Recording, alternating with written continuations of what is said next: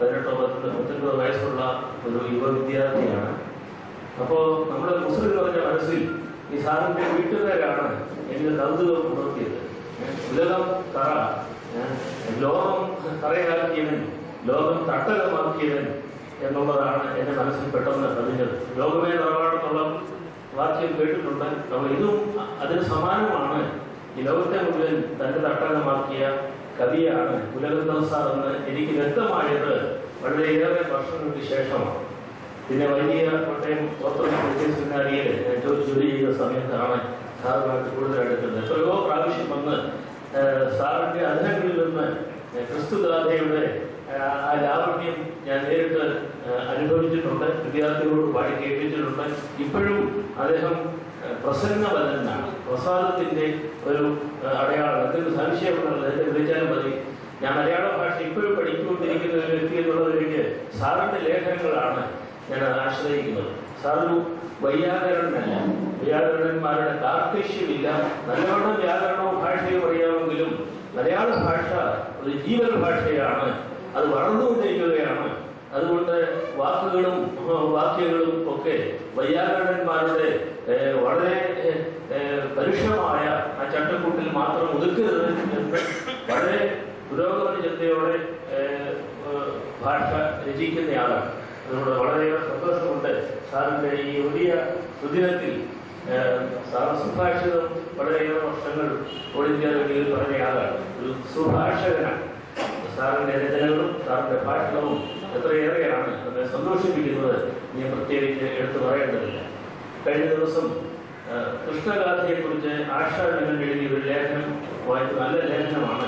അദ്ദേഹം അവിടെ പറയുന്നത് കൃഷ്ണഗാഥയിൽ കൃഷ്ണനാമവും വൈകുണ്ഠ ശബ്ദവും ഒക്കെ ഒഴിച്ചു നിർത്തിയാൽ ഇത് സാർവജനീനമായ സന്ദേശമാണ് അത് നൽകുന്നത്. അല്ലാതെ ഏതെങ്കിലും ഒരു മതത്തിൻ്റെയോ ഒരു ചെറിയ സംസ്കാരത്തിൻ്റെയോ ഒന്നും അല്ല അത് ആ കൃതി എന്ന് പറയുന്നത്. എന്നാൽ അതുപോലെ ക്രിസ്തുഗാഥയെക്കുറിച്ചും പറയാമെന്ന് തോന്നുന്നു.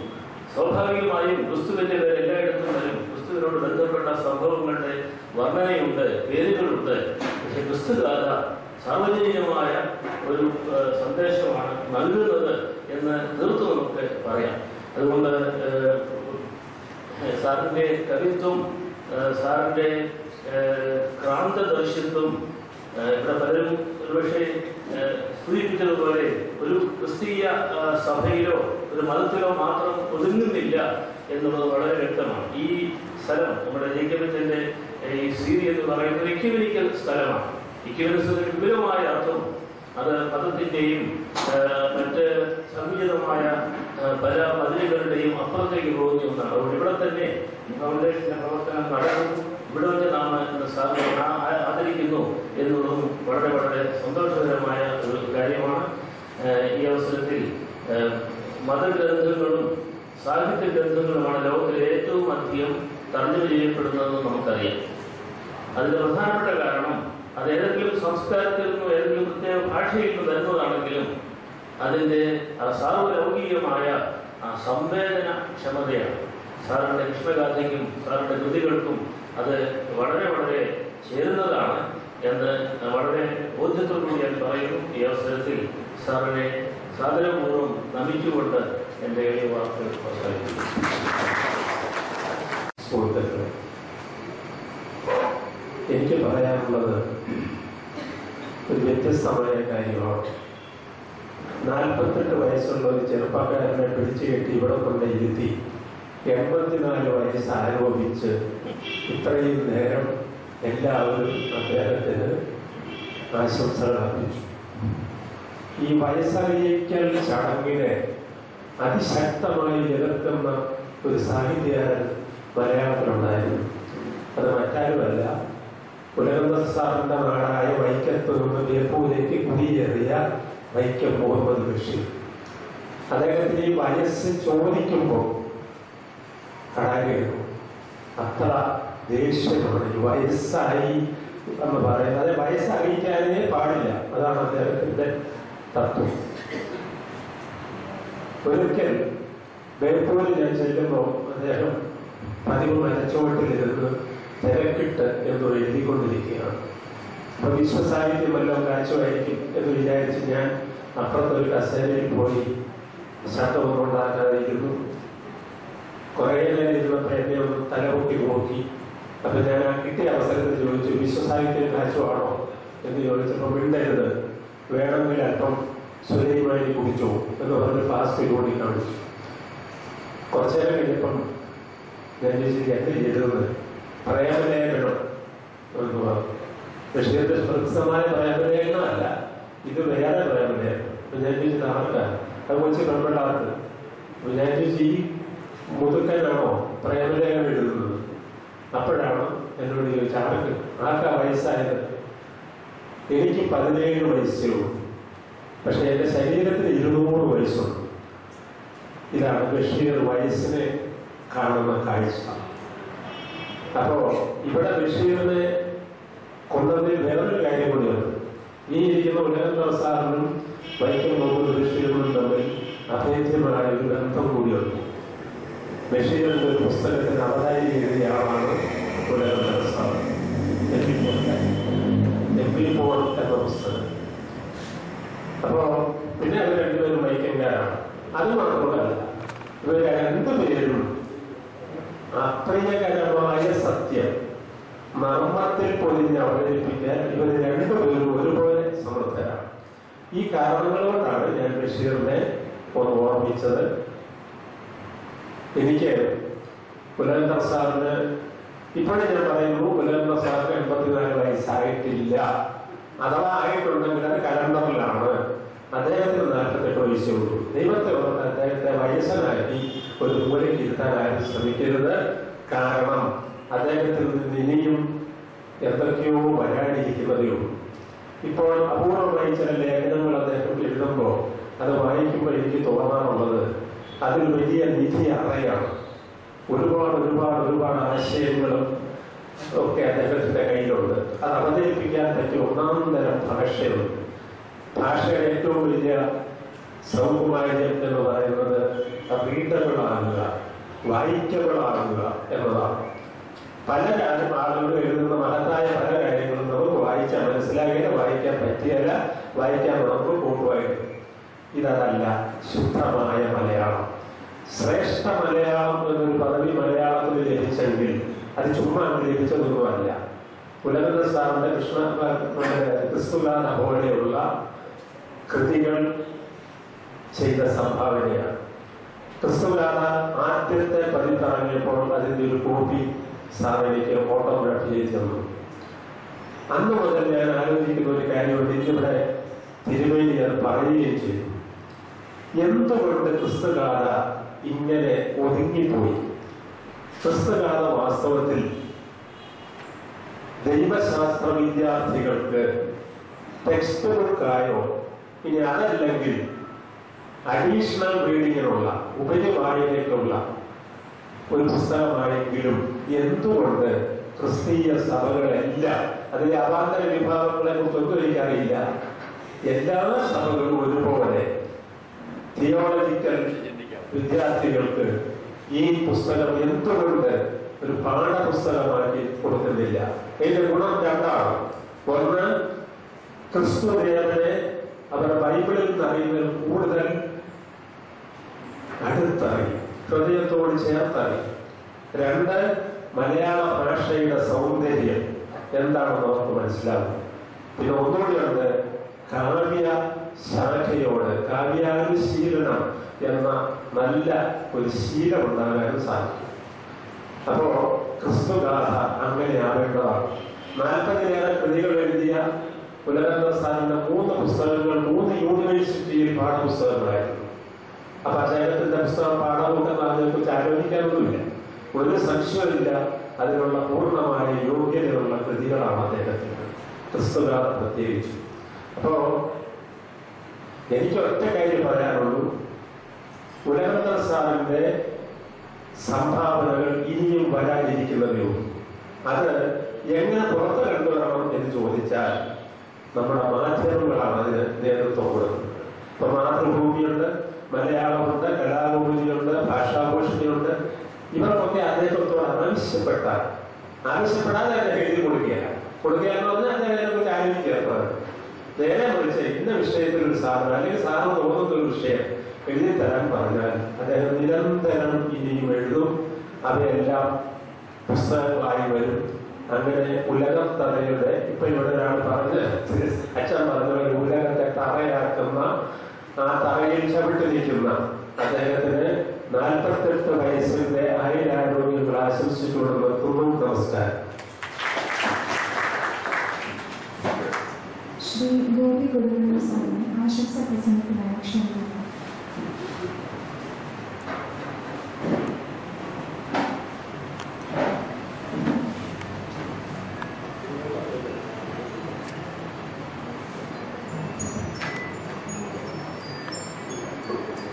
കുടിയിനങ്ങളെ, അഭിനന്ദരായ സുഹൃത്തുക്കളെ, 1000 പൂർണ്ണചന്ദ്രന്മാരെ കണ്ട അനുഭൂതിയിൽ വരുന്ന ആഹ്ലാദകരമായ നിമിഷത്തിൽ ആ സന്തോഷത്തിൽ ഭാഗമാക്കാവുക ഇനിയും ഭാഷയ്ക്കും സാഹിത്യത്തിനും മറക്കാനാവാത്ത ഗണനീയമായ സംഭാവനകൾ ചെയ്യുവാൻ ജഗദീശ്വരൻ കുലകർത്താറിനെ വീണ്ടും അനുഗ്രഹിക്കട്ടെ എന്നൊക്കെ പ്രാർത്ഥിക്കുകയാണ് എൻ്റെ ദൗത്യം. ഏതാണ്ട് 1972-73 കാലഘട്ടം മുതൽ സാഹിത്യ പരിഷത്തിന്റെ ത്രൈമാസികത്തിലും മംഗളോദയത്തിലും തിലകത്തിലും അങ്ങനെ സാഹിത്യ വിചിന്തനാത്മകങ്ങളായ ഗൗരവ പഠനങ്ങൾ പുറത്തു വന്നുകൊണ്ടിരിക്കുന്ന മാധ്യമങ്ങളിലൂടെ പ്രൊഫസർ കുലകർത്തായുടെ ലേഖനങ്ങളുമായി പരിചയപ്പെട്ടുകൊണ്ടുള്ള ഒരാളാണ്. ആദ്യമൊക്കെ അദ്ദേഹത്തിന്റെ ലേഖനങ്ങളിലൂടെ കടന്നു വന്നപ്പോൾ ചില കടുംപിടുത്തങ്ങളില്ല എന്നൊക്കെ ഒരു സന്ദേഹം എനിക്കുണ്ട്. ഏതാനും വർഷങ്ങൾ കഴിഞ്ഞാണ് അദ്ദേഹത്തിന്റെ 1-2 ക്ലാസുകൾ, അദ്ദേഹത്തിന്റെ എന്താണ് പറയേണ്ടത്, വളരെ സാരസ്പർശിയായ ചില പ്രസംഗങ്ങൾ ഞാൻ കേൾക്കാനിടയായി. അപ്പോഴെല്ലാം മുൻധാരണകൾ തെറ്റുകയും അത് മാത്രമല്ല വളരെ ഗൗരവപൂർവം സാഹിത്യ പഠനങ്ങളിൽ ചിന്തകളും വീക്ഷിച്ചിരുന്ന ഞാൻ തലമുതിർന്ന പ്രഗത്ഭരായ സാഹിത്യ നായകന്മാരുടെ ലേഖനങ്ങളിലുള്ള മാതൃഭൂമി ഓണപ്പതിപ്പ്, കൗമുദി ഓണപ്പതിപ്പ്, നവയുഗം ഓണപ്പതിപ്പ്, അങ്ങനെയൊക്കെയുള്ള പതിപ്പുകളിൽ പോലും ഈ ലേഖനങ്ങളുടെ നീണ്ട നില കാണുമ്പോഴും ആദ്യമായി ഞാൻ എടുത്ത് വായിക്കുവാൻ ഇഷ്ടപ്പെട്ടിരുന്നത് പ്രൊഫസർ കുലകർത്തായുടെ സാഹിത്യ നിരീക്ഷണങ്ങളാണ്. വർഷങ്ങൾ കഴിഞ്ഞു കഴിഞ്ഞപ്പോൾ ഞാൻ ആലോചിച്ചു, ഏതൊരു അലൗകിക ഘടകമാണ് അദ്ദേഹത്തിന്റെ ലേഖനങ്ങളോട്, ചിന്തകളോട് എന്നെ അടിപിടിച്ചു നോക്കുന്നത്. പ്രൊഫസർ എസ് കുട്ടനായരുടെ ലേഖനങ്ങൾ സമാഹരിച്ചുകൊണ്ട്, പല പുസ്തകങ്ങളിൽ വന്ന ലേഖനങ്ങൾ സമാഹരിച്ചുകൊണ്ട് കുട്ടനായരുടെ തെരഞ്ഞെടുത്ത ഉപന്യാസങ്ങൾ എന്നൊരു ബൃഹത് ഗ്രന്ഥം പ്രസിദ്ധീകരിച്ചിട്ടുണ്ട്. അതിന് അവതാരികയിലെ ഡോക്ടർ ലീലാവതി ആ അവതാരികയ്ക്ക് കൊടുത്ത ശീർഷകം പക്വവും സന്തുലിതവുമായ നിരൂപണം എന്നുള്ളതാണ്. പ്രസാദന്റെ പല ലേഖനങ്ങളും ഗ്രന്ഥങ്ങളും വായിച്ച ഒരു സാഹിത്യ വിദ്യാർത്ഥി എന്ന നിലയിൽ എനിക്ക് അദ്ദേഹത്തിനെ പറ്റി തോന്നുന്നത് സമചിത്തതയും വിവേകിതയും ദീർഘദർശിതയും മലയാളത്തിൽ പുലർത്തിയ ഉന്നതനായ ഒരു സാഹിത്യ നിരൂപകൻ എന്നുള്ളതാണ്. ഞാൻ അത് ദീർഘമായി പ്രസംഗിച്ച് സമർത്ഥിക്കേണ്ട ഒരു സന്ദർഭമില്ലാതില്ല. തന്നെയുമല്ല, ക്രിസ്തുനാഥ എന്ന ഒറ്റ ഗ്രന്ഥം കൊണ്ട് തന്നെ മലയാള സാഹിത്യ ചരിത്രത്തിലും സമാജ ചരിത്രത്തിലും സുചിര പ്രതിഷ്ഠ നേടി ഇങ്ങനെയൊരു അത്ഭുതകരമായ ദൗത്യം എങ്ങനെ നിർവഹിച്ചു എന്ന് സാമൂഹികം നോക്കിക്കൊണ്ട് നിൽക്കുന്ന ഒരു കാലഘട്ടത്തിലൂടെ നടക്കുന്നത്. ഒട്ടേറെ പുരസ്കാരങ്ങൾ പ്രൊഫസർ മാറ്റുകൊണ്ടുവരെ വ്യക്തി എന്ന നിലയിലുള്ള സാഹിത്യ ജീവിതത്തിന്റെ പുരസ്കാരങ്ങൾ, ക്രിസ്തുഗാഥയുടെ രചനയ്ക്ക് അനേക പുരസ്കാരങ്ങൾ. അങ്ങനെ ഒരു സമ്പന്നമായ ഭൗതിക ജീവിതത്തിന്റെ ഉണർവ് അതിന്റെ ഔഷധം കത്തിച്ചൊലിച്ചു കൊണ്ട് നിൽക്കുന്ന ഒരു ഘട്ടത്തിലാണ് വാസ്തവത്തിൽ ഈ എന്നാണ് പറയുന്നത് ഈ 84 അല്ലെങ്കിൽ 1000 പൂർണ്ണയന്ത്രന്മാരെ കണ്ടെന്ന ആനുഭൂതിയുടെ ആഴങ്ങളിലേക്ക് പോകുന്നു. ഞാൻ അദ്ദേഹത്തിന്റെ മുന്നിൽ അത്ഭുത സ്ഥിതിയായി നിൽക്കുന്നത് 2 ലേഖനങ്ങൾ അല്ലെങ്കിൽ 2 ഗ്രന്ഥങ്ങളുടെ മുന്നിലാണ്. ഒന്ന് 1989 അദ്ദേഹത്തിന്റെ ആലോചനാമൃതം എന്ന പുസ്തകം വന്നു. വിമർശന സോപാനം, ആലോചനാമൃതം, സാഹിത്യ പീഠിക. മലയാളത്തിലെ അടിസ്ഥാനമിട്ട സാഹിത്യ ചിന്തകളുടെ ഒന്നാം തരം 3 കൃതികളാണ്.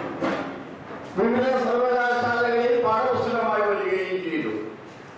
ഈ ആലോചനാമൃതത്തിൽ അത് വിസ്തരിച്ച് പറയേണ്ട സന്ദർഭം ഇതല്ല. ഒന്ന്, ആദ്യത്തെ ലേഖനമുണ്ട് സർഗാത്മകതയിൽ നിരൂപണം. അതില് നമ്മെ അമ്പരിപ്പിക്കുന്ന 2 ലേഖനങ്ങളുണ്ട് എന്നത് ഞാൻ സൂചിപ്പിക്കുവാനാണ്. ഒന്ന്, എന്തിനീ വൈദ്യുതി. ആ ശീർഷകം കാണുമ്പോൾ നാം മന്ദം വിട്ടുനിൽക്കും. വെള്ളത്തോടിന്റെ 2 വലിയ കവിത വിട്ടുകൊണ്ട് രാമായണത്തിന്റെ ഒരു പ്രത്യേക സന്ദർഭം എടുത്തുകൊണ്ട് ഇതാണ് പറയുന്നത്. ഒരുപക്ഷെ മലയാളത്തിൽ ഇങ്ങനെ ഒരു സൂക്ഷ്മവും മൗലികവുമായ ചിന്ത അതൊരു പക്ഷേ ആ അപൂർവത കൊണ്ട് ആ ലേഖനം ഇന്ന് ഒറ്റപ്പെട്ടു നിൽക്കുന്നു എഴുതുന്നു. മറ്റൊന്ന്, ഏറ്റവും ഇരുത്തം എന്നൊരു പഠനം പദ്യ സാഹിത്യത്തിന്റെ ഭാവി എന്നുള്ളതാണ്. കവിതയ്ക്ക് വൃത്തം വേണമോ വൃത്തം വേണ്ടയോ? ഗദ്യസാഹിത്യം വിളകുമ്പോൾ പദ്യസാഹിത്യം വലിക്കുമോ? അല്ലെങ്കിൽ കമ്പ്യൂട്ടർ യുഗം വിളകുമ്പോൾ പദ്യത്തിന് അപജയം വരുമോ? ഇങ്ങനെയുള്ള വളരെ എന്താണ് പറയുന്നത് അക്കാലത്ത് ചൂടുപിടിപ്പിച്ചിരുന്ന സാഹിത്യത്തിലെ ഗൗരവവിദ്യ ചിന്തിക്കുന്നവരെ ചൂടുപിടിപ്പിച്ചിരുന്ന ആ ചർച്ചകൾ സമചിത്തതയോടുകൂടി, പക്വതയോടുകൂടി, വിവേകതയോടുകൂടി സ്വന്തം നിലവാരം ഉറച്ചു നിന്നുകൊണ്ട് എന്താണ് പറയുന്നത് മലയാളത്തിൽ മറ്റു ഒരു വിമർശകനും ഇത്ര മൗലിക ബുദ്ധിയ അത് ചിന്തിച്ചിട്ടുണ്ട് എന്ന് ഞാൻ കരുതുന്നില്ല. മാത്രമല്ല, ആ ലേഖനത്തിലൂടെയൊക്കെ കടന്നു പോകുമ്പോൾ നമ്മൾ മനസ്സിലാക്കേണ്ടത് എന്താണ്, ആരും കാണാത്തൊരു കർമ്മത്തിന്റെ ഒരു സ്വർണ്ണ നൂല് അദ്ദേഹത്തിന്റെ ഉള്ളിലുണ്ട്. ആ കണ്ണടയ്ക്കുള്ളിലുള്ള കണ്ണുകളുടെ കണിഷ്ഠത നമുക്ക് പെട്ടെന്ന് വായിച്ചു പോകുമ്പോൾ അദ്ദേഹം വടക്കേന്റെ തുടക്കം ഇവിടെ ആരോ പറയുന്നത് ഒരു വളരെ സൗമ്യനാണ്. ശരിയാണ്. വ്യക്തി ജീവിതത്തിൽ സൗമ്യ മധുരമായ വ്യക്തിത്വത്തിനുടമയാണ് പ്രൊഫസർ എന്നതാണ്. പക്ഷെ സാഹിത്യ വിമർശകൻ എന്ന നിലയിൽ ധൈര്യമായി ഞാൻ പറയുന്നു, ശാന്തഗംഭീരമായ ഔദ്യത്തിന്റെ ഉടമയാണ് അദ്ദേഹം. ശാന്തഗംഭീരമാണ്. അതിനെ ഒരൊറ്റ കാര്യം കൂടി എന്നെ അവിടെ സൂചിപ്പിക്കാം. ഈ ആലോചനാമൃതത്തിലെ പ്രൗഢ നിരീക്ഷണങ്ങളിൽ പലപ്പോഴും പ്രൊഫസർ ജോസഫ് മുണ്ടശ്ശേരിയുടെ രാജാരാജന്റെ മാറ്റിനി, നാടകാന്തം കവിത്വം, കാവ്യപീഠിക തുടങ്ങിയ അടിസ്ഥാന ഗ്രന്ഥങ്ങളെ എടുത്തു വെച്ചുകൊണ്ട് മുണ്ടശ്ശേരി അത്രയൊക്കെ അതിന് കിടന്ന് ചിന്തിക്കണമോ എന്ന് ശക്തമായി ആ ലേഖനങ്ങളിൽ അദ്ദേഹം പറയുന്നുണ്ട്. അങ്ങനെ എന്താ പറയുന്നത്, ധീരം. അന്ന് മുണ്ടശ്ശേരിയെ പോലെ, മാരാരെ പോലെ, DK-യെ പോലെ ഒരു നിരൂപകനെ വിമർശിക്കണമെങ്കിൽ ഒരു സാഹസികമായ ശക്തി വേണം.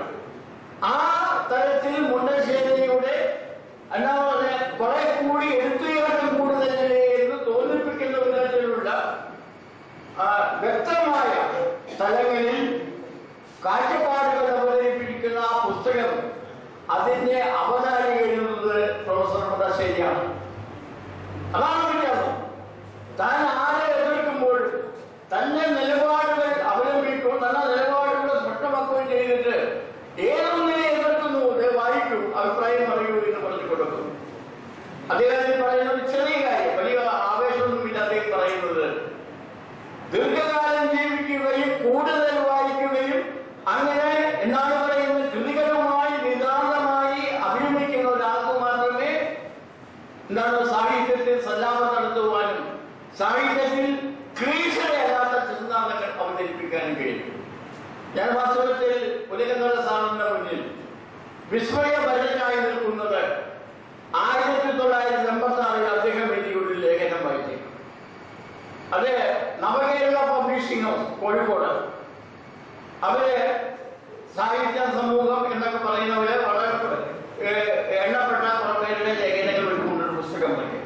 ഇപ്പൊ OLV മനോഹരമാണ്, ഒരു പൂ വിരിയുന്നത് പോലെ കവിത എങ്ങനെ വിരിയുന്നു, കവിതയുടെ നീരുറവുകൾ, ഭാഷാകലയിലെ പുസ്തകം KPM-ന്റെ ലേഖനം, അങ്ങനെ കഥനജനവും കേരളം നൽകിവിട്ടാൻ PK പ്രകാശൻ നായരുടെ ലേഖനം, അങ്ങനെ പ്രൗഢസുന്ദരങ്ങളായ ലേഖനങ്ങൾക്കിടയിൽ പ്രൊഫസർ മാത്യു പുലകന്തള മലയാള നിരൂപണം കഴിഞ്ഞ ദശകത്തിൽ എന്ന് പറഞ്ഞൊരു ലേഖനം എഴുതി.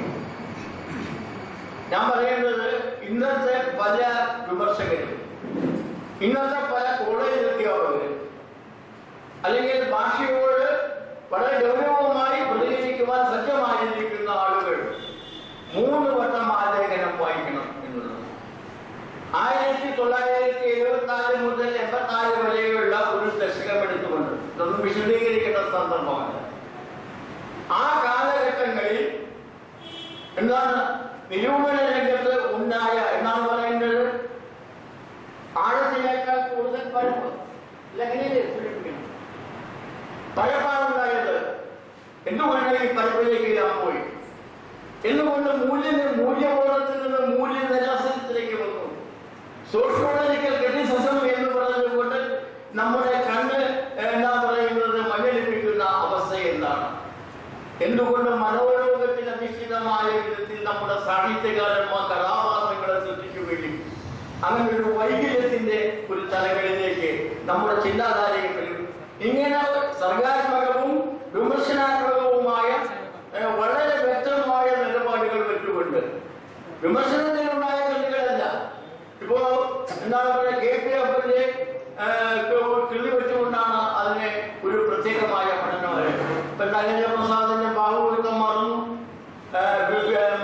വി രാജകൃഷ്ണന്റെ ലോകത്തിന്റെ പൂക്കൾ മൗനം തേടുന്ന മാർഗം, ഇങ്ങനെയുള്ള കൃതികൾ എടുത്തു വെച്ചുകൊണ്ടും അതിന് സമാനമായിട്ട് കാക്കനാടിന്റെയും OLVന്റെയും ഒക്കെ കൃതികളിൽ ഉണ്ടായിരിക്കുന്ന ലാവണ്യബോധവും ജീവിത ദർശനവും ഇതിനെ സമതുലനം ചെയ്തുകൊണ്ട് എന്തുകൊണ്ട് ഈ ആഴത്തിന് പകരം പരപ്പിലേക്ക് മലയാള വിമർശനം പോയി അതിന്റെ ദൂഷ്യം നമ്മുടെ ഭാവവൃത്തത്തെ പൊരുടിപ്പിക്കുകയില്ലേ എന്ന് വളരെ തീക്ഷ്ണമായ ഒരു സമസ്യ അദ്ദേഹം നിലനിർത്തി. ഞാനിത് സൂചിപ്പിച്ചത് വളരെ ഒരു വ്യസനീയത, ഒരു ഉപാസന, ഒരു സമർപ്പണം, അത് സാഹിത്യകാരനായാലും അധ്യാപകനായാലും ഒരു മൂല്യബോധത്തിൽ അധിഷ്ഠിതമായൊരു സങ്കല്പം, സംസ്കാരത്തിൽ ഒരു ഭജനയെ മുൻനിർത്തുകയാണ് എന്നുള്ളൊരു വിശ്വാസം ഈ തരത്തിൽ സൈദ്ധാന്തികമായാലും താത്വികമായാലും ആ വിധത്തിൽ സാഹിത്യത്തിൽ വ്യാപരിക്കണം എന്നുള്ള ഒരു മനോഭാവം, അതിനൊരു തിരിവട്ടം അടയാളത്തിൽ പൊറുത്തിവെച്ച അപൂർവ സാഹിത്യ നിരൂപകന്മാരിൽ പുലകന്തളയുടെ സ്ഥാനം അദ്വിതീയമാണ് എന്ന് ഞാൻ ചിന്തിക്കുന്നു. മാത്രമല്ല അദ്ദേഹത്തിന്റെ ഭാഷയുടെ ക്ലാരിറ്റി, ശുദ്ധി, മനസ്സുശുദ്ധമാണെങ്കിലേ സാത്വിക വിശുദ്ധമായ വാക്കുകളും പദങ്ങളും നമുക്ക് പ്രയോഗിക്കാം. ഒരു പക്ഷേ ഈ ആത്മാർത്ഥതയുടെ സമർപ്പണത്തിന്റെ ഉപാസനയുടെ ഒരു സമ്യക് യോഗമാണ് നിങ്ങൾ ക്രിസ്തുകാരായി നൽകുന്നത്. എത്രയോ പ്രസംഗിക്കാനുണ്ട്. ഇതിൽ കൂടുതൽ ഞാൻ സമയമെടുക്കുന്നത് അനുചിതമാണ്. ഒറ്റ കാര്യം പറയുക, വ്യക്തി ജീവിതത്തിൽ വിനയാന്വിതനായി സ്നേഹവ്യക്തിയെ നമ്മളോട് ഇടപെടുന്ന സൗമ്യശീലനായ ഈ മനുഷ്യൻ എന്താണ് പറയുന്നത്? മലയാള സാഹിത്യ നിരൂപണത്തിൽ സിംഹനാഥമെന്നോ ഗർജനമെന്നോ ഒക്കെ പറഞ്ഞാൽ അത് വിപ്ലവമായി പോകും. ശാന്തഗംഭീരമായ വ്യക്തിത്വമാണ്. ആ വ്യക്തിത്വത്തിന്റെ സാക്ഷരമായ സാഹിത്യ സാധനയുടെ മതാരബന്ധങ്ങളിൽ ശേഷം വെച്ചുകൊണ്ട് നിർത്തുന്നു. നന്ദി, നന്ദി, നന്ദി. ബഹുമാനപ്പെട്ട മാത്യു ചാൻഡേഴ്സ്, സഭാധ്യക്ഷനാകുന്ന ബഹുമാനപ്പെട്ട വിളവന്തർ സാറ്, അദ്ദേഹത്തിന്റെ സഹധർമ്മി ടീച്ചർ, വേദിയിലും സദസ്സിലുമുള്ള ബഹുമാനപ്പെട്ട വ്യക്തികൾ, ഞാൻ ഈ സമ്മേളനത്തിൽ സംബന്ധിക്കുക സാറുമായുള്ള ദീർഘമായ പരിചയത്തിന്റെ പേരിലല്ല, അതിനേക്കാളെല്ലാം ഉപരിയായി ഒരു 3 ആഴ്ചക്കാലമായിട്ട് അദ്ദേഹം എൻ്റെ ഒരു നല്ല ഏൽക്കാരനാണ്. ഞാൻ അദ്ദേഹത്തിൻ്റെ ഏൽക്കാരൻ മണപ്പേരിലാണ് ഞാൻ ഇത് സംബന്ധിക്കുക. എൻ്റെ ഒരു നല്ല ഏൽക്കാരൻ എന്ന നിലയിൽ മാത്യു സാറിനും അദ്ദേഹത്തിന്റെ സഹധർമ്മിണിക്കും എല്ലാ ആശംസകളും പ്രാർത്ഥനകളും അനുഭവങ്ങളും ഞാൻ അറിയിക്കുകയാണ്. അതോടൊപ്പം തന്നെ ഇതുപോലുള്ള സമ്മേളനം പ്രത്യേകിച്ച് മാത്യു സാറിന്റെ വ്യക്തിത്വത്തെയും നേട്ടങ്ങളെയും ഒക്കെ ഒത്തിരി പേരെ പരിചയം കൊടുക്കാൻ സാധിക്കുന്ന രീതിയിൽ സമ്മേളനം അറേഞ്ച് ചെയ്ത സംഘാടകർക്ക് അഭിനന്ദിക്കുകയാണ്. നമ്മൾ സിനിമാ കഥകളിലെ വ്യത്യസ്തനായ സത്യത്തിലായാലും തിരിച്ചറിയുന്ന എന്ന് പറയുന്നത് പോലെ വ്യത്യസ്തനായ മാത്യു സാറിനെ ഒത്തിരി പേർ തിരിച്ചറിയാൻ സാധിച്ചിട്ടില്ല എന്ന ദുഃഖകരമായ കാര്യമാണ്. ഇന്ന് ഒരു അതിർത്തി വരെ അവർ പരിഹരിച്ചുവെന്ന് ഞാൻ വിശ്വസിക്കുകയാണ്. ഇതിനൊരു കാര്യം മാത്രമേ പറയുന്നുള്ളൂ. ചാനൽ സൂചിപ്പിച്ചൊരു കാര്യം തന്നെയാണ്. മാത്യു സാറ് വന്ന വഴികളെയും അതുപോലെ തന്നെ സഹായിച്ച വ്യക്തികളെയും ഒരിക്കലും മറക്കാത്ത ഒരു ഉടനെയാണ്. ആരാധന്മാര് പറയും ഒരൊറ്റ പാപമേ ഉള്ളൂ, അത് വിസ്മൃതിയാണ്. വന്ന വഴികളെ മറക്കുക, വളർത്തിയവരെ മറക്കുക, പോകേണ്ട വഴികളെ മറക്കുക, കുടുംബത്തെ മറക്കുക, സമൂഹത്തെ മറക്കുക, ദൈവത്തെ മറക്കുക, ദൈവപ്രമാണങ്ങളെ മറക്കുക. ഇതാണ് പാപം എന്ന് പറയുന്നതാണ്. വിസ്മൃതിയാണ് പാപം എന്ന് പറയുക. വന്ന വഴികളെല്ലാം നന്ദിയോടെ അനുസ്മരിക്കുകയും പക്ഷേ കഷ്ടപ്പാടിന്റെയും ബുദ്ധിമുട്ടിന്റെ വഴികളാണെങ്കിൽ പോലും അതെല്ലാം നന്ദിയോടെ അനുസ്മരിച്ച് ശ്രമിക്കുന്ന വ്യക്തികളുടെയാണ് സാറ്. ഞാൻ ഒരു ആശംസ മാത്രം അർപ്പിക്കുകയാണ്. അത് സാധാരണ സപ്തമിയും നവമിയും അശ്വിനിയും ഒക്കെ ആഘോഷിക്കുമ്പോൾ വ്യത്യസ്തമായ ആശംസകൾ അർപ്പിക്കാറുണ്ട്. ഞങ്ങളുടെ ആശംസ അർപ്പിക്കുന്നതാണ് പറഞ്ഞത് പ്രസ്ഥാനാത്മകമായി ഇനിയും വളരാനായിട്ട് ഒറ്റയുമായിട്ട് സാഹിത്യത്തിന്റെ കാര്യങ്ങളല്ല പ്രസ്ഥാനാത്മകമായി വളരാനുള്ള വഴികൾ പ്രാർത്ഥിക്കുന്നത്. പക്ഷേ എന്നോട് പ്രായം ചെല്ലുമ്പോൾ നഷ്ടപ്പെടുന്ന ഒരു അടിസ്ഥാന ഗുണമാണ് പ്രസ്ഥാനാത്മക ഒരു സമചിത്തത എന്ന് പറയുക.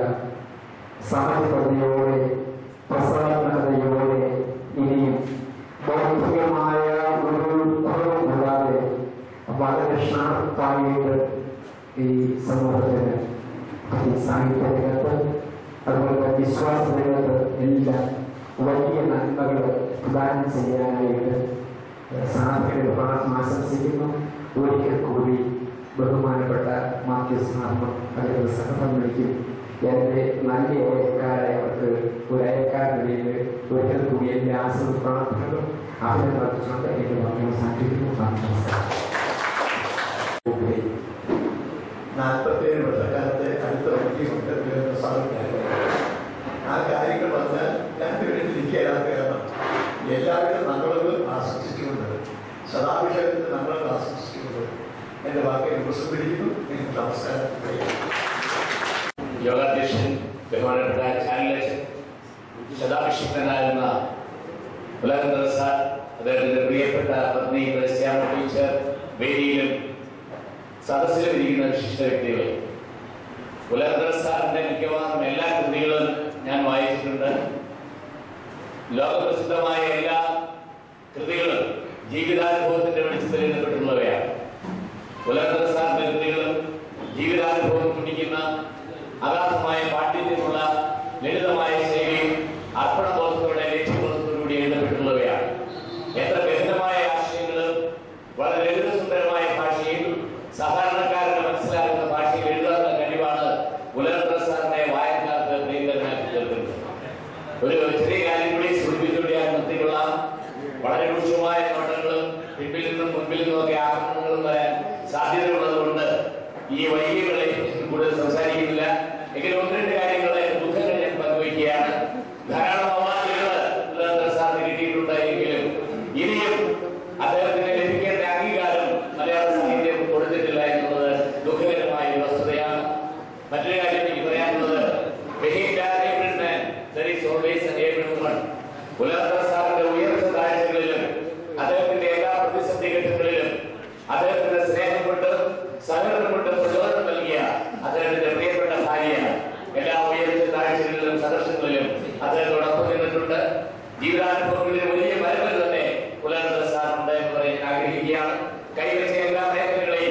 കവിത, കഥകള്, സാഹിത്യ നിരൂപണങ്ങള്, സാഹിത്യ വിമർശനങ്ങള് എല്ലാത്തിനെയും പൊന്നാക്കിയതാണ് പുലർദര സാറിന്റെ മഹത്വം. ഒരു സാഹിത്യകാരന്റെ ഏറ്റവും വലിയ ചുമതല സാമൂഹ്യ പ്രതിബദ്ധതയാണ്. നമ്മുടെ സമൂഹത്തിൽ നിലനിൽക്കുന്ന എല്ലാത്തരം ദൂഷിച്ച പ്രവർത്തനങ്ങളെയും പുലർദര സാർ നരശികാന്ത് എതിർത്തിട്ടുണ്ട്. സ്നേഹത്തിന് പകരം കാമത്തിന് പുറകെ പോകുന്ന ഇന്നത്തെ സംസ്കാരത്തെ അദ്ദേഹം ആക്ഷേപിച്ചിരിക്കുന്നത് കാമാതുര സംസ്കാരം എന്നാണ്. അധ്വാനത്തിന്റെ മഹത്വം അറിയാവുന്ന പുലർദര സാർ അധ്വാനമില്ലാതെ നേട്ടങ്ങൾ കൊയ്യാമെന്ന് വിചാരിക്കുന്നതിനെ പറ്റി പറഞ്ഞിരിക്കുന്ന ഭാഷയ്ക്ക് തന്നെ ഉദ്ധരിക്കുന്ന ഒരു പുതിയ വാക്കാണ് അധ്വാനരഹിത ആഗ്രഹവിപ്ലവം. സംസാരിക്കാനുള്ള തനിക്ക് പറയാനുള്ള ആശയങ്ങളെല്ലാം ഒറ്റ വാക്കിൽ ഒതുക്കിയിട്ടുള്ള ഒരു വാക്കാണ്. നിങ്ങൾ ശ്രദ്ധിക്കേണ്ട ഒരു വാക്കാണ് അധ്വാനരഹിത ആഗ്രഹവിപ്ലവം. അദ്ദേഹത്തിന്റെ മഹത്വം അറിയാൻ വൈക്കം മുഹമ്മദ് ബഷീർ, ചൂരനാട്ട് കുഞ്ഞൻപിള്ള, സിസ്റ്റർ വിരിഞ്ഞ ഇതിലാക്കി പ്രഗത്ഭരായ സാഹിത്യകാരന്മാര് അവതാരിക എഴുതാൻ പണ്ഡിതനായ പുലർദര സാറിനെ സമീപിച്ചു എന്നുള്ളത് തന്നെ അദ്ദേഹത്തിന്റെ വ്യക്തിബന്ധത്തിന്റെ ഏറ്റവും വലിയ ഉദാഹരണമാണ്. ഞാൻ ദീർഘിപ്പിക്കുന്നില്ല. സഹസ്രാഭിഷിക്തനാകുന്ന 1000 പൂർണ്ണചന്ദ്രനെ കാണുന്ന കണ്ട പുലർദര സാറ് ഇനിയും 1000 പൂർണ്ണചന്ദ്രന്മാരെ കാണട്ടെ. ഇനിയും അദ്ദേഹത്തിന്റെ തൂലികയിൽ നിന്നും പൂർണ്ണചന്ദ്രനെ പറ്റിയുള്ള അനേകം കൃതികൾ ഉരുത്തിരിയട്ടെ എന്ന് ആശംസിച്ചുകൊണ്ട് അദ്ദേഹത്തെ ഞാൻ ഏറ്റവും അധികം വായിക്കുന്ന കൃതികൾ പുലർദര സാറിന്റെയാണ്. എത്ര ലളിതമായി മനുഷ്യന് മനസ്സിലാക്കാവുന്ന രീതിയിൽ ആശയസമ്പുഷ്ടമായ അദ്ദേഹത്തിന്റെ കൃതികൾ ഇനിയും ഉണ്ടാകട്ടെ. അദ്ദേഹത്തിന്റെ നിരന്തരം അദ്ദേഹത്തോടൊപ്പം നിൽക്കുന്ന അദ്ദേഹത്തിന്റെ ഭാര്യ വീണ്ടും ആരോഗ്യവരായി അദ്ദേഹത്തെ ശുശ്രൂഷിക്കാൻ ഉണ്ടാകട്ടെ. നിങ്ങൾ എല്ലാവരുടെയും എന്റെയും നമ്മയാവുളം സീനിയർ സിറ്റിസൺ വെൽഫെയർ അസോസിയേഷന്റെയും പേരിൽ അദ്ദേഹത്തിന്റെ എല്ലാ മംഗളങ്ങളും നേരുന്നു. ദൈവം അദ്ദേഹത്തെ അനുഗ്രഹിക്കട്ടെ എന്ന് ആശംസിക്കുന്നു. നന്ദി, നമസ്കാരം. സാറിനെ പുലർദര സാറിനെ പറ്റി കവിത വായിക്കാൻ ക്ഷണിക്കുന്നു.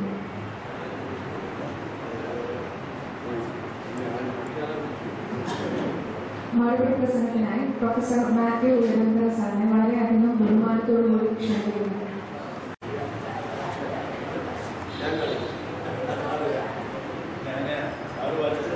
ഞാൻ ചിത്രീകരിച്ച ഒരു ബൊക്കെ പുലർദര സാറിന് കൊടുക്കാനായിട്ട് ഞാൻ ആഗ്രഹിക്കുന്നു.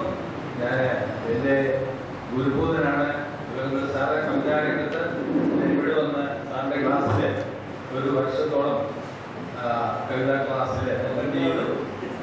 മുടങ്ങാതെ ഒരു ക്ലാസ് പോലും മുടങ്ങാതെ ഞാൻ വന്ന് കവിത പഠിച്ചു. സാറ് വന്ന് ഒരു കവിതാ പുസ്തകം പ്രസിദ്ധീകരിക്കാനായിട്ട് ഭാഗ്യമുണ്ടായി. വേറെ പുസ്തകം പ്രസിദ്ധീകരിക്കാൻ തയ്യാറായിട്ടിരിക്കുകയാണ്. അപ്പോൾ ആ തരത്തിൽ സാറിൻ്റെ ക്ലാസ്സുകളിൽ സംബന്ധിച്ചുകൊണ്ട് വലിയൊരു അനുഗ്രഹമായി.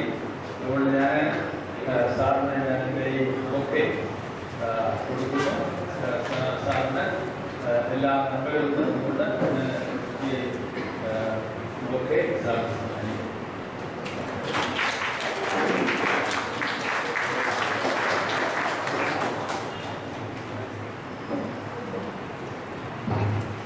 കവിത വായിച്ചുകൊണ്ട് ശതാഭിഷേകത്തിന് നന്ദി സമർപ്പിക്കുവാൻ ബാക്കി സ്ഥലം സാറിനെ വേദിയിൽ ക്ഷണിക്കുന്നു.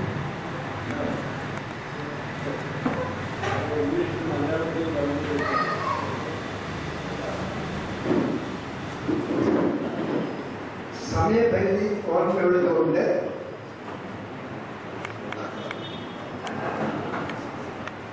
ബുധനാഴ്ച വൈകുന്നേരം സാറിനെ വിളിച്ച് അദ്ദേഹത്തെ ഒരു കവിത എഴുതിക്കോട്ടെ, അനുമോദന ഗാനം അദ്ദേഹം സമ്മതിച്ചു. 30 മിനിറ്റ് കൊണ്ട് ഒരു കവിത എഴുതി അത് 3 മിനിറ്റ് ഉദ്ദേശിച്ച 2 മിനിറ്റ് കൊണ്ട് അവതരിപ്പിക്കുന്നു. ഉലകം മുഴുവൻ തെരഞ്ഞീട് കാണാം കിളികളെവിടെയും ഉലകന്തര കോകിലം കിളികൾ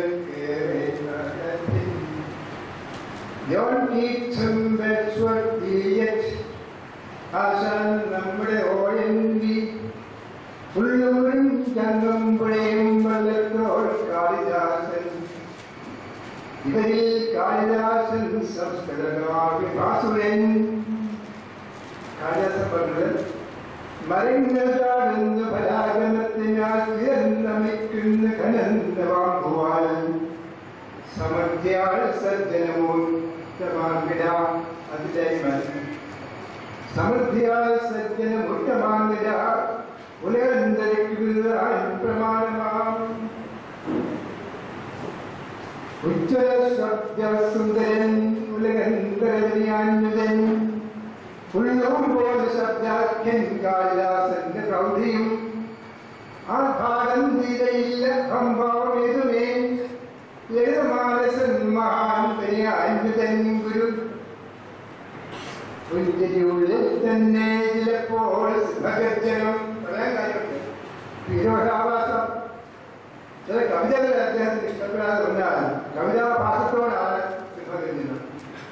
പുഞ്ചിരിയുള്ളിൽ തന്നെ ചിലപ്പോൾ സിംഹഗർജനം കാഞ്ചനമണികൾ തന്റെ സാഹിത്യകൃതികളും. ഇനിയും തിരശീലക്കപ്പുറം തിരശീലക്കപ്പുറമ്പലപ്പുഴ പറയുന്നു ഉലകന്തര പണ്ഡിതൻ സത്കരകാവ്യ മഹാരഥൻ. ഇത് മാത്രവുമല്ല കേൾപ്പിൻ കാളിദാസന്റെ കാവ്യങ്ങൾ ഉലകന്തര താഴ്ന്ന മനഃപാഠമാണിപ്പോഴും.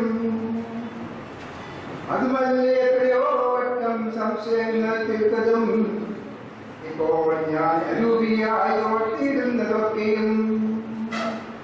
ആയുരാരോഗ്യ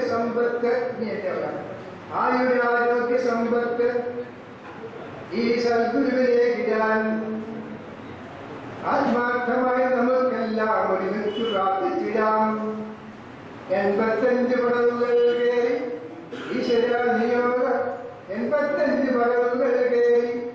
ഈശ്വര നിയോഗമാണെങ്കിൽ നമുക്ക് ഈ ഗുരുവിനെ എന്ത് ചെയ്യണം?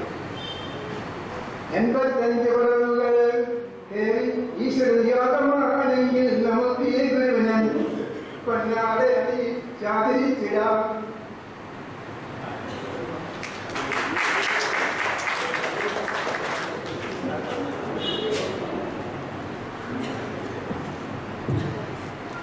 അതിൻ്റെ ഒരു സ്നേഹം ഈ കവിതയിൽ പ്രകാശിപ്പിച്ചിട്ടുണ്ട്. ഇതിൻ്റെ പുസ്തകമൊക്കെ ഞാൻ ശരിയാക്കി എടുത്തോളാം.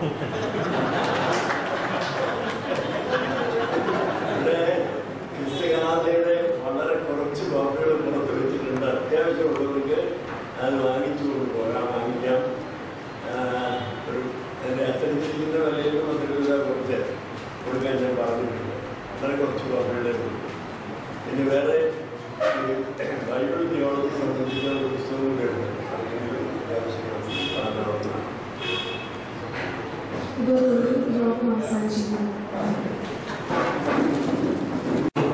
ഞാൻ തിരുവനന്തപുരം യൂണിവേഴ്സിറ്റി കോളേജിൽ പഠിക്കുമ്പോഴും ഒക്കെയും അദ്ദേഹത്തോടുള്ള ബന്ധമുണ്ടായിരുന്നു. ഞാൻ എഴുതിയ പുസ്തകങ്ങൾക്കെല്ലാം തന്നെ അദ്ദേഹം മിക്കവരും തന്നെ എല്ലാം ഓൺലൈൻ എഴുതി. കൂട്ടത്തിൽ പറയേണ്ട പേര് ജോസഫ് പടിഞ്ഞാറക്കര. ഞാൻ BBA നോവൽ എഴുതിയിട്ടുണ്ട്. അത് ഇപ്പോഴാണ്. അപ്പോൾ ഇതിലെല്ലാം അവതാരം വേണ്ടിയിട്ട് വളരെയേറെ പ്രോത്സാഹനം തന്ന്, പ്രത്യേകിച്ച് കവിത എഴുതുവാനൊക്കെ ഉള്ളതായ മഹാപ്രോത്സാഹനം തന്ന ഗുരുനാഥനാണ് ഉലകന്തര സാർ. അദ്ദേഹത്തിൻ്റെ കുടുംബത്തോടും എനിക്ക് വളരെയേറെ ബന്ധമുണ്ട്. ആ ബന്ധം ഇന്നുവരെ തുടരുന്നു. അധ്യാപക വിദ്യാർത്ഥി ബന്ധവും പിന്നീട് 1970-72 വരെ ഞാൻ അവിടുത്തെ കുറിച്ച് പഠിപ്പിച്ചിട്ടുണ്ട്. സംഭവവിപുലമായ ആ സമയങ്ങളിൽ അദ്ദേഹം എന്നെ വളരെയേറെ സഹായിച്ചിട്ടുണ്ട്. 73-ലാണ് കാനഡയ്ക്ക് പോകാനായിട്ട് ഇടയായത്. ഇവിടെ പറഞ്ഞ ചില കാര്യങ്ങൾ വിളിച്ചതിൽ ഞാൻ ചുരുക്കി പറയണമെന്നുണ്ട്. സാറ് പറഞ്ഞു, വളരെ പറഞ്ഞു. ഇപ്പം തന്നെ 5 മിനിറ്റ് കൊണ്ട് എടുക്കത്തില്ല. 5 മിനിറ്റുള്ളിൽ ഇത് പറഞ്ഞോളാം. ഇവിടെ ചില കാര്യങ്ങൾ പറഞ്ഞു. ഉലകത്തറയുടെ തറയെ കൊടുത്തുകൊണ്ട് ഉലകത്തെ തറയാക്കിയിരിക്കുകയാണ് എന്നാണ് പറഞ്ഞത്. ഞാൻ അവരെ ബഹുമാനിക്കുന്നു. പക്ഷേ ഞാൻ അവരോട് അല്പമായി എതിർക്കുകയും ചെയ്യുന്നു. ഉലകത്തറയുടെ തറയുടേതായ ബലവും ഉലകത്തറയുടെ തറയുടേതായ മഹത്വവും വേണ്ടത് പ്രൊഫസർ മഹാരാജാസ് കോളേജിലെ പ്രൊഫസറായിരുന്ന പ്രൊഫസർ ലീലാവതി അദ്ദേഹം അവരെഴുതിയത് വലിയ കാര്യം. അവരവരുടെ മർമ്മത്തിലാണ് എഴുതിയത്. അദ്ദേഹത്തിന്റെ അവതാരം എഴുതിയത് ഉലകത്തറയുടെ തറയ്ക്ക് ഉറപ്പില്ലെന്ന് ആരും പറയില്ല. അങ്ങനെ ദോഷിക ദർശകർ പറയുകയാണെങ്കിൽ അവരോട് പ്രതിഫലിക്കാം. ഇളക്കി നോക്കുക എന്ന്. ഇളകുകയോ ഉലകുകയോ ഇല്ല. ഒലയാത്ത ഉറച്ച തറ ഇതിലെ ഇതിബന്ധങ്ങളാണ്. പിന്നീട് ഗദ്യത്തിലുള്ള ഏറ്റവും മഹത്തായ ഒരു കാവ്യമാണല്ലോ പുതിയ നിയമത്തിലെ പ്രതിവാക്യം. ആ പുതിയ നിയമത്തെ തറയാക്കി എഴുതിയിരിക്കുന്ന ക്രിസ്തുകാരെ കുറിച്ചാണ് അദ്ദേഹം എഴുതുന്നത്. അത് വായിക്കുമ്പോൾ എനിക്ക് വലിയ സന്തോഷം തോന്നി. ഞാൻ കവിത എഴുതി. ഞാൻ ചിലവർക്ക് എഴുതാറുണ്ട്, തിരുത്തി തരുന്ന സാറാണ്. ഇവിടെ ഇത് സാറ് കണ്ടിട്ടില്ല, സാർ തിരുത്തിയിട്ടുമില്ല. ഇത് കഴിഞ്ഞിട്ട് തിരുത്താൻ കൊടുക്കും ഞാൻ.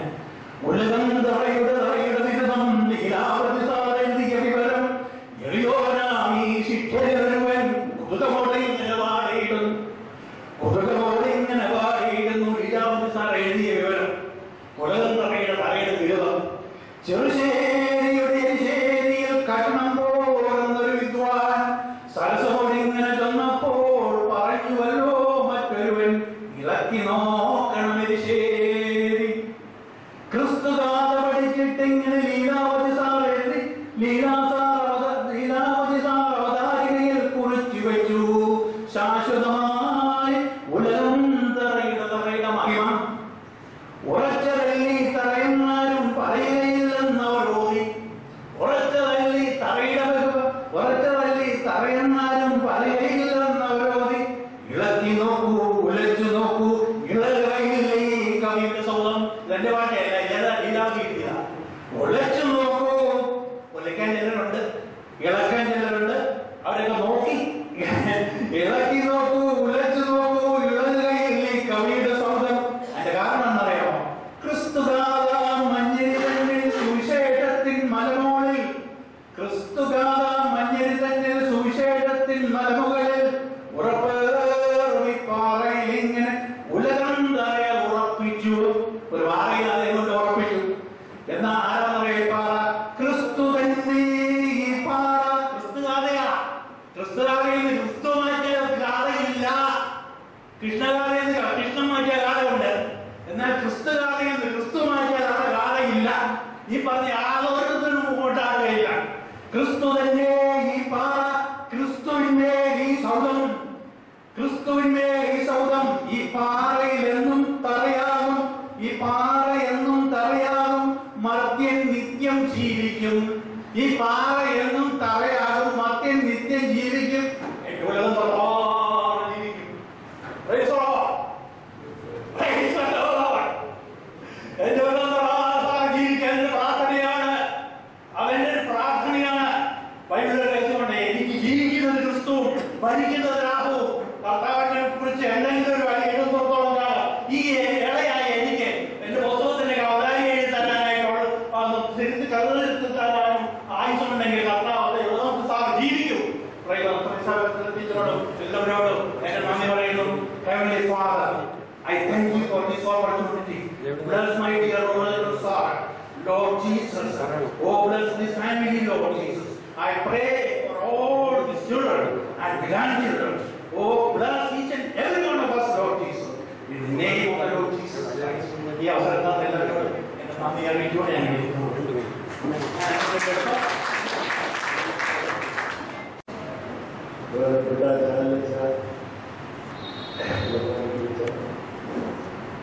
എന്റെ വേദിയിലും സദസ്സിലുമുള്ള എന്റെ വലിയ സുഹൃത്തുക്കളെ, എന്നെ വേണ്ടി പറയാവുന്നതെല്ലാം ഇവിടെ പറഞ്ഞു കഴിഞ്ഞു. ഞാൻ ഇന്ന് പറയാനുള്ളത് ഞാൻ പറയാനുള്ളതൊക്കെ എഴുതിക്കുന്നുള്ളൂ, പറയാനൊന്നുമില്ല. ഞാൻ പരിപാടി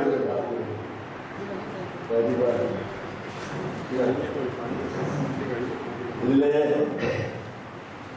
ഈ ശതാഭിഷേകം എന്ന് പറയുന്നത് എന്താണ്, എന്ത് ശതമാണ് എന്ന് തന്നെ എനിക്ക് വലിയ നിശ്ചയമില്ല.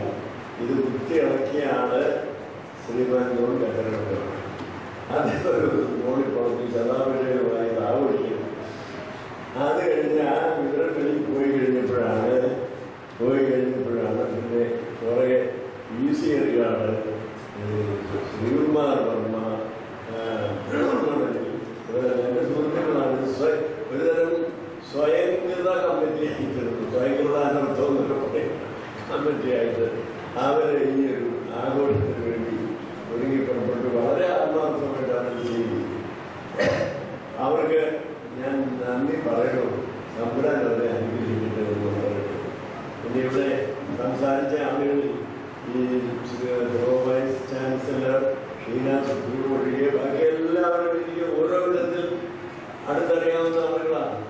ഓരോ വിധത്തിൽ സഹകരിച്ച് പ്രവർത്തിച്ചിട്ടുള്ളവരാണ്. ഇപ്പൊ അവസാനം പ്രസംഗിച്ച സാറ് മേച്ചേരിൽ ആരാന്ന് നിങ്ങൾക്കറിയില്ലല്ലോ. അദ്ദേഹം ഇതുപോലെ നന്നായി നിൽക്കുന്നു പ്രസംഗിക്കാൻ എന്റെ കസിനാണ്, അമ്മാവന്റെ മോനാണ്. എന്റെ പുസ്തകമാണ് അദ്ദേഹം ആകെ വായിച്ചിട്ടുള്ളതെന്ന് പറഞ്ഞില്ല. അപ്പൊ അറിയാമല്ലോ എന്ന് മാത്രം. അയാൾ ഭയങ്കര സാധനമാണ് കേട്ടോ. എയർഫോഴ്സിലായിരുന്നു, വളരെ കാലം മിലിറ്ററിയിലായിരുന്നു. അത് കഴിഞ്ഞ് ബിഎഡ് പാസ്സായി, സ്കൂൾ ഹെഡ്മാസ്റ്ററായി. അത് കഴിഞ്ഞ് പിന്നെ വക്കീലിന്റെ പഠിച്ചപ്പോൾ വക്കീലാണ്, ഒരു വക്കീലാണ്. നിരന്തരമായ വായനയും നിരന്തരമായ പരിശ്രമവും ഇതുപോലെ നന്നായിട്ട് പ്രസംഗിച്ചില്ല. ഞാനിവിടെ കേൾക്കുന്ന പ്രസംഗം കണ്ടിട്ടില്ല. എങ്കിലും എനിക്ക് വളരെ സ്നേഹവും വളരെ അനുഭവമുള്ള എൻ്റെ സഹോദരൻ. അപ്പൊ അദ്ദേഹത്തോട് നന്ദി പറയാൻ എനിക്ക് നന്ദി പറഞ്ഞ് അവസാനിപ്പിക്കാൻ പോകുന്നില്ല. നന്ദിയുണ്ട്, എല്ലാവരോടും നന്ദിയുണ്ട്. ഒരു കാര്യം ഇവിടെ പറഞ്ഞത് വളരെ ശരിയാണ് കേട്ടോ. എനിക്ക് ഉപകാരം ചെയ്തോട്ട് ആളെ ഇത് മറന്നിട്ടില്ല. അത് എൻ്റെ ജീവിതത്തിൽ ഒരു വ്രതമായിട്ട് ഞാൻ എടുത്തിരിക്കാം, മറക്കില്ല. ഇന്ന് എന്നെ സഹായിച്ചിട്ടുള്ള ആളുകളെ ഇവിടെ പേര് പറഞ്ഞിട്ട് ഞാൻ പ്രാർത്ഥിക്കാറുണ്ട്. വൈകുന്നേരം എൻ്റെ പ്രാർത്ഥന വൈകുന്നേരം ഈ മോളിൽ ടെറസിൻ്റെ മോളിൽ വണ്ടി ഒന്നും ചെല്ലിപ്പെടുത്താത്ത സ്ഥലത്ത് മദ്യത്തിലാണ് പ്രാർത്ഥന, മദ്യത്തിലുള്ള പ്രാർത്ഥന. ഞാനിവിടെ 7 കൊല്ലം കവിതാ മണ്ഡലത്തിൽ കവിതാ പരിശീലനം നടത്തി. ഈ മുമ്പിലിരിക്കുന്ന 2 നരച്ച തലയും എൻ്റെ ശിഷ്യന്മാരാണ്. നിങ്ങൾക്കറിയാം, ഇരിക്കുന്ന എമ്മാനുവൽ സാർ. എനിക്ക് മറവിയുണ്ട്, എമ്മാനുവൽ സാറാണെങ്കിൽ നല്ല ചിത്രകാരനാണ്, സജീവമായ ചിത്രം നൽകുന്നതാണ്. അദ്ദേഹത്തിന് കവിത എഴുതുന്ന ആഗ്രഹമുണ്ട്, വൃത്തമില്ല. അതിനൊന്ന് 1 കൊല്ലം എൻ്റെ മുമ്പിൽ ഇരുന്ന് പഠിച്ചു. ഇപ്പൊ 2 പുസ്തകം ഇറക്കിയില്ലേ, 2 പുസ്തകം എഴുതി. അതുപോലെ ഈ അച്ഛൻ ഒരു അർത്ഥമൊക്കെയാണ്. അദ്ദേഹം കോട്ടയത്തൊന്നും ഒതുക്കുന്നതാണല്ല, വിശ്വപൗരനാണ്, എപ്പോഴും വിദേശിയാണ്. ഒരു ദിവസം അദ്ദേഹം ജർമ്മനിയിൽ ചെന്ന് ഒരു വിവാഹം ആശീർവദിച്ചു. എന്നിട്ട് ഞാൻ പഠിപ്പിച്ച കവിതയാണ് ചൊല്ലിയത്. പാണിയോടും പാണി ചേർന്നാൽ പോരാ, പാണിയോടും പാണി ചേർന്നാൽ പോരാ, ഋതുഹൃത്തിനോട് ചേടിയെന്നു ചേരുകിൽക്കാൻ ഭാവം എന്ന് ചൊല്ലിക്കളഞ്ഞു അദ്ദേഹം. ഹൃദയത്തോട് ചേരുമ്പോഴാണ് ദാമ്പത്യം ഉണ്ടാകുന്നത്, അല്ലാതെ പാണിയോട് പാണി ചേരുമ്പോഴല്ലാതെ. ഞാൻ ചൊല്ലിക്കൊടുത്ത വയറുണ്ടാക്കി അവിടെ കൊണ്ടാക്കി ജർമ്മനിയിൽ. ഇങ്ങനെയൊക്കെയുള്ള നല്ല സ്നേഹിതന്മാർ കൊണ്ടാണ് ഞാൻ ജീവിച്ചു പോകുന്നത്. ഇത് എൻ്റെ സ്ഥാപനമാണ് GCD. അദ്ദേഹം സന്മനത്തോടുകൂടി ഇതൊക്കെ ഇതുപോലെ അറേഞ്ച് ചെയ്യാനുള്ള സമ്മതം നിന്നും സഹകരിച്ചു. സുഗതേന്ദ്ര ഫൗണ്ടേഷൻ എന്തിനാ ഈ കവിത നിലനിൽക്കണം? കേരളം, ഇന്ത്യ ഒരു കാവ്യ സംസ്കാരത്തിന്റെ നാടാണ്. ഇത് അറിഞ്ഞുകൂടാന്നുണ്ടായിരിക്കും അധികം പേരും. പക്ഷെ എനിക്കതറിയാം. ഇവിടെ എൻ്റെ ഹിന്ദു സഹോദരങ്ങൾ അവരുടെ വിശ്വാസമെല്ലാം അവരുടെ സന്ധ്യാകീർത്തനങ്ങളിൽ നിന്നും അവര് കർക്കിടക മാസത്തിൽ വായിക്കുന്ന രാമായണത്തിൽ നിന്നും അവരുടെ ക്ഷേത്രങ്ങളിൽ വായിക്കുന്ന ഭാഗവത പുരാണ പാരായണങ്ങളിൽ നിന്നുമൊക്കെയാണ് അവരുടെ വിശ്വാസം ദൃഢരൂഢമായി തീരുന്നത് എന്നെനിക്ക് നല്ലോണം അറിയാം. ആ അറിവിന്റെ പശ്ചാത്തലത്തിലാണ്. അല്ലെങ്കിൽ 2ാം വത്തിക്കാൻ കൗൺസിൽ പ്രത്യേകം പറഞ്ഞിട്ടുണ്ട്, ഓരോ പ്രദേശത്തിന്റെയും ഭാഷയിലും ഓരോ പ്രദേശത്തിന്റെയും സംസ്കാരത്തിലും വചനം അവതരിപ്പിക്കുന്നത്. അതിനുവേണ്ടിയാണ് ഞാൻ കൃത്യകാഥ എഴുതാൻ ആരംഭിച്ചത്. എനിക്ക് കവിത വളരെ ചെറുപ്പത്തിലേ ഉണ്ട്. അതിന്റെ കഥയൊന്നും ഞാൻ നിങ്ങളോട് പറയുന്നില്ല. ഞാൻ 10ാം ക്ലാസ് പാസ്സായി പ്രീ ഡിഗ്രി ചേർന്ന കാലത്താണ് ആദ്യത്തെ കവിത എഴുതുന്നത് പറഞ്ഞല്ലോ. അത് ഗോൾഡ് മെഡൽ കിട്ടി. പത്രത്തിൽ പടമൊന്നും അല്ലേ, എന്റെ പഠിത്തവിടെ നിന്ന് പോയല്ലേ. ഏതായാലും അതുകൊണ്ട് എന്താ പിന്നെ നിർത്തി കളഞ്ഞെന്ന് ചോദിച്ചാൽ ഞാൻ എഴുതുന്ന കവിത വായിക്കാനാവില്ല എന്ന് എനിക്ക് മനസ്സിലായി. എന്റെ സമൂഹം കവിതാസ്വാദന സ്വഭാവമുള്ള സമൂഹമല്ല. പിന്നെ എനിക്ക് അനുഭവം നടത്തോണ്ട് തിരിഞ്ഞാൽ ഈ വയലാറ് ഞാനൊക്കെ ഒന്നിച്ച് ഒരേ പത്രത്തിൽ കവിത എഴുതിക്കുന്നത് അടുത്തോടടുത്തൊന്ന് തിരിഞ്ഞ് കഴിഞ്ഞാൽ എന്നെ സ്വീകരിക്കാൻ ആളുണ്ടാവും. പക്ഷേ സിനിമാ പാട്ടൊക്കെ എഴുതാം. എനിക്കതിന് സാധിക്കില്ല, സൗകര്യപ്പെട്ടില്ല, തോന്നിയില്ല. എനിക്കത്രേ ഉള്ളൂ. ഞാൻ അധ്യാപകനായിരുന്നുകൊണ്ട് എൻ്റെ ദൗത്യം ഗദ്യത്തിലുള്ള നിർവഹിക്കുകയാണ് ചെയ്തത്. എൻ്റെ ഗദ്യത്തിൻ്റെ മുദ്രാവാക്യമുണ്ട്, simple, emphatic and straightforward. ഗദ്യം എഴുതുന്നവർ പഠിച്ചോളൂ, ഇത് വളരെ പ്രധാനമാണ്. സിമ്പിൾ, വായിക്കുന്നതിനർത്ഥം മനസ്സിലാണ്. അത് മുണ്ടചേരി പറഞ്ഞിട്ടുണ്ട്, വളരെ എഴുതുന്നത് വായിച്ചാൽ മനസ്സിലാവും. മുണ്ടചേരി തന്നെ ആക്രമിച്ചിരിക്കുന്ന ഒരു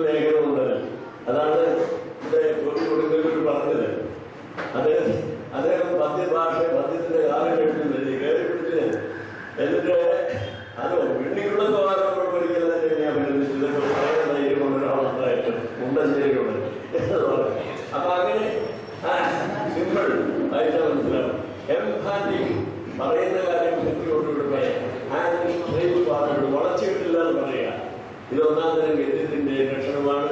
ഇതെന്നെ പഠിപ്പിച്ച ആളെ എൻ്റെ ബാല്യത്തിൽ എൻ്റെ ആധ്യാത്മിക ഗുരു കൂടിയായിരുന്ന ഞാൻ ഉത്സേവനാണ്. ഗദ്യത്തിനും വാദ്യത്തിനും എനിക്ക് വഴി കാണിച്ചു തരുന്നത്. എൻ്റെ വിദ്യാഭ്യാസത്തിന് ഉത്തേജനമായി പ്രവർത്തിച്ചതൊക്കെ അദ്ദേഹമാണ്. അങ്ങനെ പലരെയും അവസാനം ജേക്കബച്ചനെ സാറിനെ ഇവിടെ സംസാരിച്ച എല്ലാവരും ഓരോ വിധത്തിൽ ഞാനുമായിട്ട് ബന്ധപ്പെട്ടവരാണ്. ഓരോരുത്തരും ഞാൻ എടുത്ത് പറയുന്നില്ല.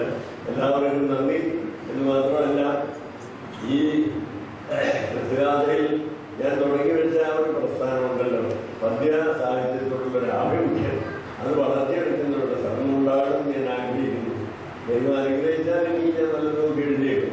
എനിക്ക് പക്ഷേ ഇപ്പോൾ പഴയ പോലെ സാഹിത്യം പറ്റുന്നില്ല. അല്പാൽപമായിട്ട് കൈവരയ്ക്കും, ഓർമ്മ കുറയുന്നുണ്ട്. എങ്കിലും കുറ്റമുടക്കുന്നില്ല അറിയാവുന്ന ഞാനിപ്പോൾ ഒരു മാസികയിൽ സ്ഥിരമായിട്ട് മലയാള ഭാഷയ്ക്ക് വേണ്ടി എഴുതുന്നുണ്ട്. അവിടെയാണ് ഇതിലെ ആൾക്കാരെന്ന പ്രയോഗം തെറ്റാണ് എന്ന് പറഞ്ഞിട്ടുള്ളൂ. ആ പണ്ഡിതൻ്റെ അറിയുള്ളൂ. അദ്ദേഹത്തെ നല്ലോണം ഞാൻ ശരി പഠിപ്പിച്ചാണ് വിട്ടത്. അപ്പൊ ഞാൻ ചോദിച്ചു, അപ്പൊ വള്ളത്തോളം തന്നെ പറ്റിയോ എന്ന് ചോദിച്ചു. വള്ളത്തോളിന്റെ ജോലി ധരിച്ചു. അദ്ദേഹം പമ്പപ്പാസായി. കാരണം ഞാൻ വള്ളത്തോളിനെയും ആശാനെയും ചകമ്പുഴയും എല്ലാം വൈകാറായിട്ട് തിരിക്കുന്ന ആളാണ്. ഇപ്പൊ മുഴുവനും കൊണ്ട് പെട്ടെന്ന് അക്ഷരം പറഞ്ഞ് ഓർമ്മ മുഴുവൻ ചൊല്ലാൻ പറ്റുമായിരുന്നു.